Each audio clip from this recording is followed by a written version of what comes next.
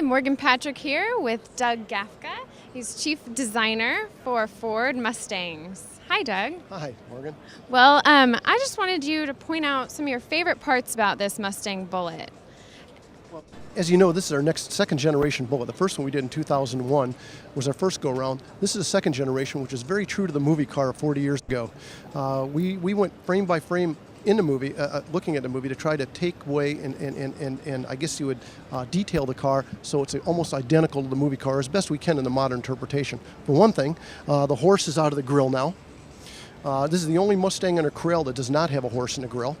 But in removing the horse, we put a bright ring around the bottom, a bright accent. I think somebody referred to it as a halo. And that accentuates the grill shape and also adds a little pizzazz to that grill because it gets pretty dark and boring when you take everything out of it. Some people would refer to this as a sleeper, correct? No tags, no reference to horsepower, what's under the hood. This I phrased it before. I guess you could say this is a wolf in sheep's clothes. And I kind of like that terminology because when you look at it, it looks very stealth, very low-key, but this is really a great performer. It's a Mustang in a pony suit. Yeah, absolutely, yeah. So it has no rear spoiler either. They took that off? We took all the bits and pieces off. Where most Mustangs are really all about, look at me, this is about not being noticed. This is a car you can go 80 in or 90 when the speed limit's 60, and they probably won't see you like they will in a Shelby with silver stripes on a red car, hopefully. So you can have a lot of fun with this car and do it in a very stealth manner.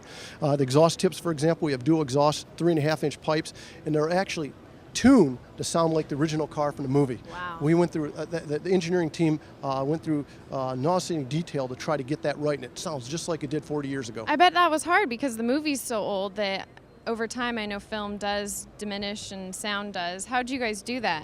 Well, I don't know how they did it, but they probably did just what I did, looked at it and listened to it and tried to get the best copies they could and tried to get the sound as close as they could. And it really sounds good. Yeah, I think Steve McQueen would like it, yeah.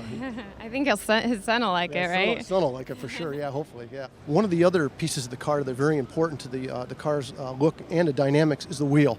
The original car are the American Racing torque thrust wheels, and what we've taken is that design and made it an 18-inch version.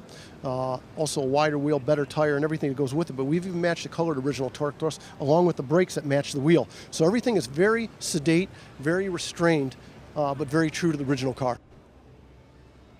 So did you lower this car at all? What's the suspension like? I mean, how does it handle? It has a tuned suspension as well as a induction air kit. That's all Ford Racing components, and all these components that are on this car are available through your Ford Racing accessories.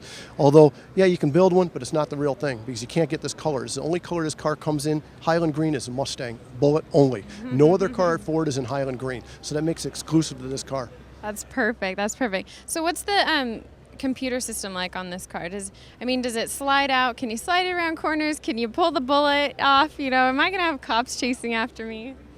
Yeah, I think you probably will, for one reason or another. I like speed. Yeah, I think that if you've looked at, there's some great takes that were done in San Francisco of us actually taking it over hills in the air, and I watched it and I almost thought I was watching the original movie, going over the hills, crashing to the bottom. They were really great. Burnouts in reverse, just like Steve did. Little donuts. Yeah, a lot of that. Yeah, we had a lot of fun.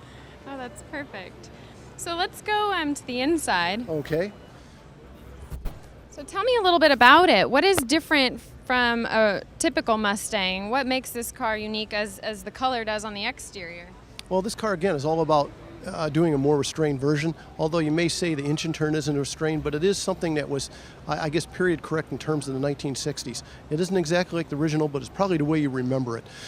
We took all the bright work out of it on the door handles, any of the rings around the gauges, as well as aluminum shift knob. We did them all in satin aluminum. So there's no chrome accents in this car at all. And we put the Bullitt, of course, in the center of the wheel. And if you look inside the clusters, there's actually the gun sight is in there, just as on the back of the badge. We have, if you see in the back of the badge, it has Bullitt and there's a gun sight around it. Yeah. And we thought that was just a nice little addition to it.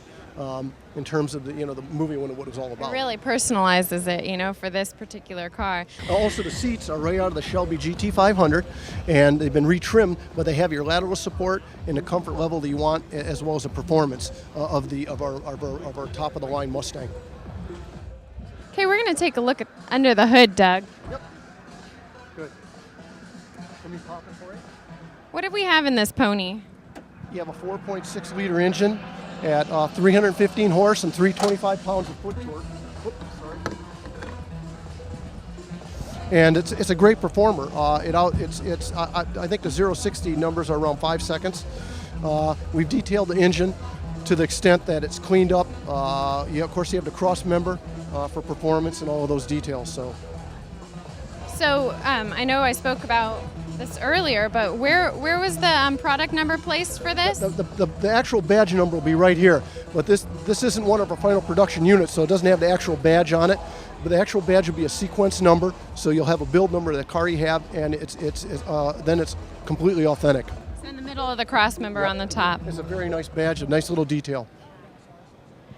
And so, how many pounds of foot? 325. There you go. 325. That's nice. Yeah, it's a pony. good. Yep, and if you burn premium gas, you get extra 5 horse. So if you can spend a few extra dollars, you get 5 more horse You're with a it. knicker, right? There you go. This looks great. Thank you so much for your time. I appreciate it. No, my pleasure. Thank you. Thank you.